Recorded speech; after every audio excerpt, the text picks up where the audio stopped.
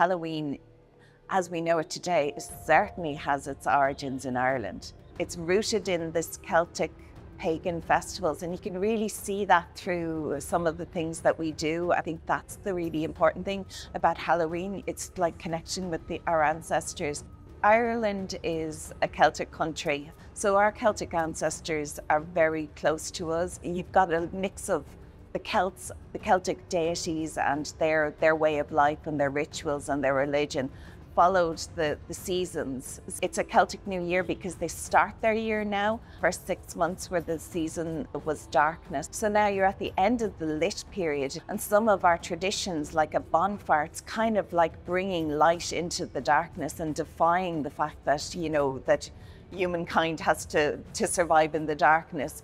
And when you think of the Halloween tradition that we have of the barn brack, it's incredible. It's an Irish cake, but there's always a ring in it. But there was a lot of other objects placed in there that could have foretold your future. In fact, it's hard to believe there was any cake at all in it, because there was coins for wealth and, you know, a thimble for spinsterhood, and maybe for a button for bachelorhood. It's an ancient custom, and it's obviously been handed down for generations, you know, but that idea of foretelling your future, it's still here in our traditions today. When you think of our Halloween games, they're so surrounded by the fact that the Halloween fair, or this food that has come in from the land, is part of the games. And that idea of dressing up in a mask and covering your face, it means that you can go around and be anything you want, really.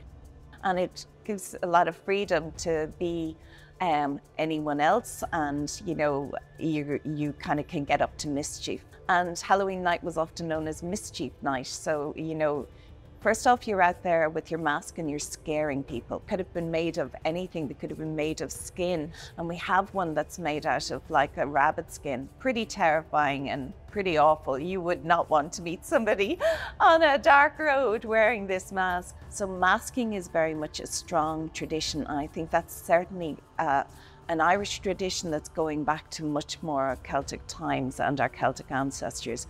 We have a particular story that we know, the jack-o'-lantern, this mythical blacksmith. He was a bit mean. He wasn't going to be allowed into hell or heaven. Jack wonders, how is he going to find his way to earth? The devil is reputed to have given him a lantern. The belief on Halloween night is that he might be seen like walking the bogland.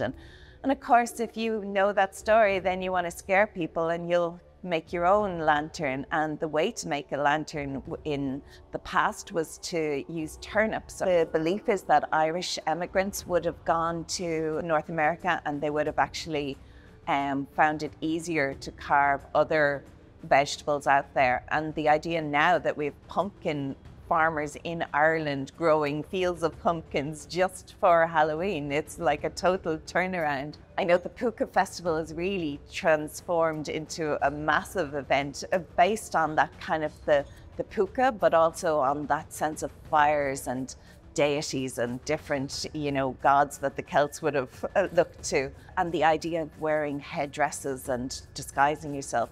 There's no better place to be in disguise than in Ireland, you know, because it's fun. You could get up to some mischief if you did come to Ireland for Halloween.